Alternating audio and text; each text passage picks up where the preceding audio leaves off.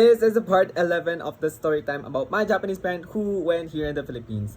I met him on Hello Talk, by the way. Last time na sinabi ko sa inyo is yung nag-swimming kami tapos nilalamig siya. Tapos umahon na kami kasi sobrang lamig. Pagkaakyat namin, nag-shower kami of course. And then yun na nga yung time na matutulog ako sa hotel room niya. Magkahiwalay po kami ng bed. Opo, magkahiwalay po yun. Dalawang bed yun na single bed na magkahiwalay. Before kami matulog, nag-ano muna siya, skincare kineme. Ako wala naman ako nilalagay sa mukha ko.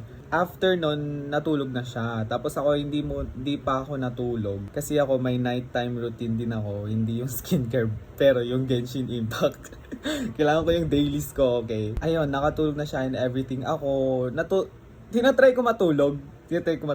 Kinaumagahan, sinabi ko sa kanya na hindi ako nakatulog ng maayos. Hindi ko rin alam kung ba't hindi ako nakatulog ng maayos. Nung umaga na yon, may dala-dala kasi siyang miso soup, yung nasa pack lang, yung tinitimpla sa baso. And then, ayun, first time ko actually makatry ng miso soup. Tapos dala niya pa. Binigyan niya ako ng 3 packs of miso soup na nasa pack. And then, ayun, masarap naman. Ito, papakita ko yung clip. It's hot. 熱い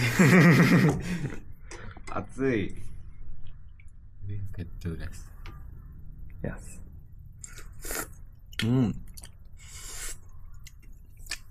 これお味噌スープすごい美味しい？美味しいよ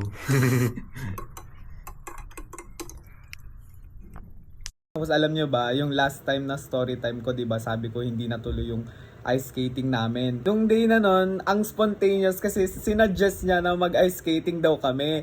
Tapos, naisip ko possible naman kasi ang pinakaunang schedule ng ice skating is 11 PM and nung time na yon is mga 8 something. Ako nag-shower ako nun, pero hindi siya nag-shower nun kasi ganun talagang culture sa Japan, guys. Sa gabi sila nag-shower. Ay, nakalimutan ko sabihin, pero before kami mag-ready, ginawa muna namin yung yung trend na Ruby-chan, hi, nani gaski.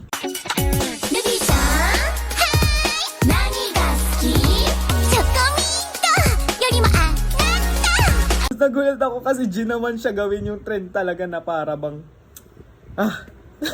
karating na kami ng MOA, pero medyo maaga kami nakarating dun, so hindi pa bukas lahat. So ang ginawa namin dun, bumalik kami dun sa seaside, naglakad lang kami ng very very slight, and then nag breakfast kami. After nun, ito na nga.